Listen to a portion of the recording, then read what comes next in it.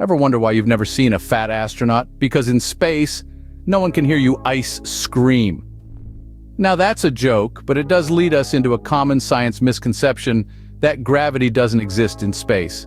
The truth is, gravity is everywhere. It's the reason why planets orbit the sun, why the moon orbits the Earth, and yes, why astronauts float in space. You see, contrary to popular belief, an astronaut's weightlessness isn't because there's no gravity in space, it's because they're in free fall, constantly falling towards Earth, but never reaching it due to their horizontal speed. This phenomenon is what we call microgravity. So let's take a humorous detour and imagine an astronaut. Let's call him Bob. Bob, like many of us, has been struggling with his weight for years. One day, he hears about the weightless environment in space and thinks, aha, that's the perfect solution to my weight problem. So, Bob trains hard, becomes an astronaut, and is finally sent into space. Imagine his surprise when he steps onto the scale aboard the spaceship and finds that he weighs 0. Fantastic, he thinks, I've finally lost weight. But alas, Bob has misunderstood the gravity of the situation, pun intended. The scale reads 0, not because Bob's lost weight, but because he, the scale, and the spaceship are all in free fall, experiencing microgravity. On Earth, scales measure the force of gravity on your mass, which we call weight. But in space, where everything is falling together, there's no force for the scale to measure. So it reads 0. Bob hasn't lost any mass. He's just as corpulent as when he left Earth. The only difference is that now, he's a hefty astronaut floating in space, blissfully ignorant of the fundamental laws of physics that govern his weightless state. So if you're planning a space trip to lose those extra pounds, better stick to the good old gym. What's hotter than the sun and exists in your freezer? Absolutely nothing, but some people seem to think otherwise. Let's dive into a common scientific misconception that has led to some amusing misunderstandings. Some folks believe heat and cold are substances. They think you can gather them, store them, and use them like commodities. There's a hilarious story that perfectly illustrates this misconception. Picture a man named Fred. As summer approaches, Fred decides he wants to beat the heat in a unique way. He gets an idea he'll store cold from his freezer in a jar and use it during the hot summer days.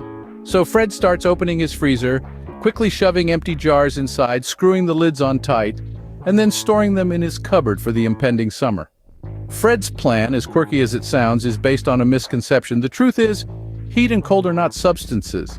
They can't be bottled up or stored for later use. Heat is actually the energy in motion. It's the jiggling and wiggling of atoms and molecules. When you touch something hot, you're feeling the kinetic energy, the movement of those atoms and molecules in the object. Cold, on the other hand, is simply the absence of this heat. It's not a thing in itself, but a lack of something else. Heat. When we feel cold, it's because heat is leaving our bodies and going into the colder environment around us. So, in Fred's case, when he opens his freezer, the cold he feels is actually his body's heat being absorbed by the colder air in the freezer. Unfortunately for Fred, his jars of cold didn't help him much when summer arrived. When he opened them expecting a blast of chilly air, all he got was the stale smell of his freezer. So remember, you can't bottle up cold, no matter how cool that sounds.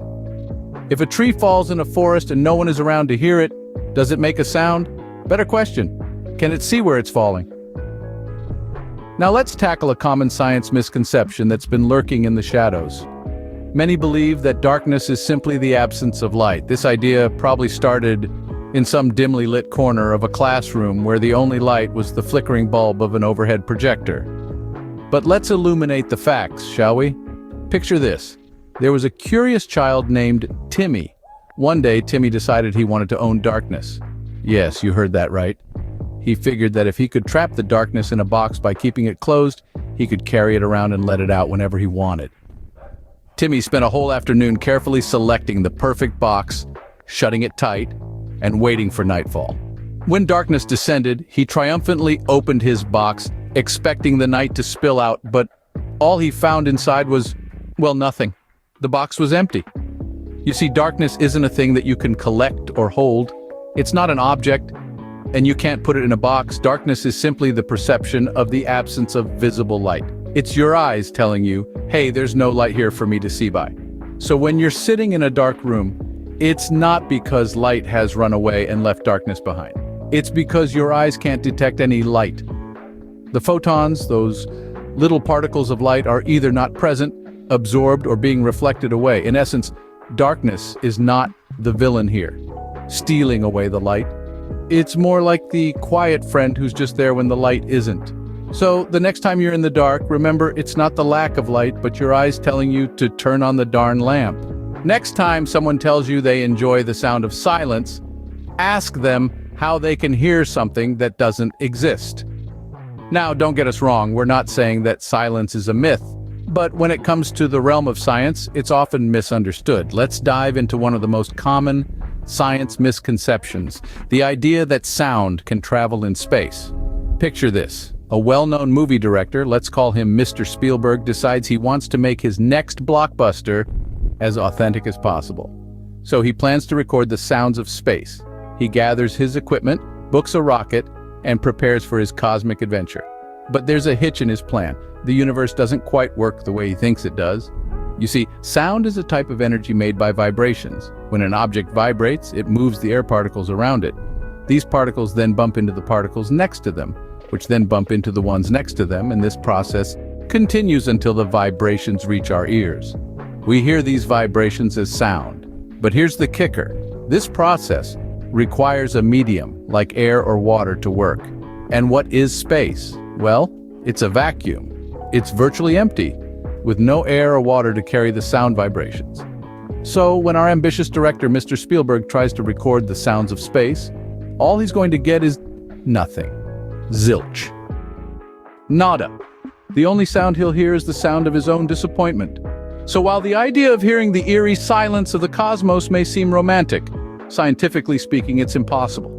The universe, for all its grandeur and spectacle, is a quiet place. Stars explode, comets whiz by, and black holes gobble up everything in their path, all in complete and utter silence. So if you were planning to eavesdrop on Martian conversations, you're out of luck. Remember, just because something seems logical doesn't mean it's scientifically accurate. And that's the magic of science. It never ceases to surprise us, often in the silliest of ways. What do we have in common with a confused astronaut, a man with a jar of cold, a kid with a box of darkness, and a misguided movie director? A lot more than you'd think. Let's take a quick saunter down memory lane.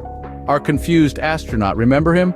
He tried to defy gravity only to realize that what goes up must indeed come down. Even in space, the lesson: gravity is all-pervasive, and no spaceship can ever escape its invisible yet iron grip. Then we met the man with a jar of cold. He thought he could capture coldness, store it, and unleash it like some frosty genie.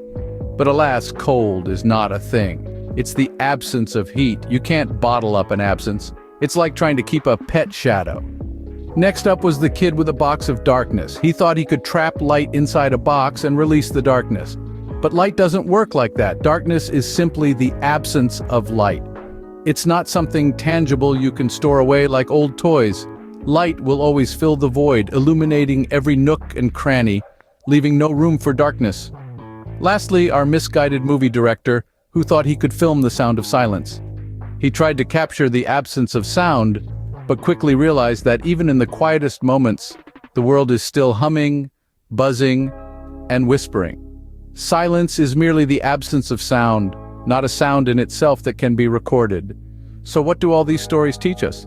They remind us that science is not just about cold, hard facts and formulas. It's also about the funny, quirky, and sometimes downright bizarre misconceptions we have. And debunking these misconceptions can lead to some hilarious and enlightening moments. Remember, science is full of wonders and blunders. Until next time, keep your facts straight and your laughter contagious.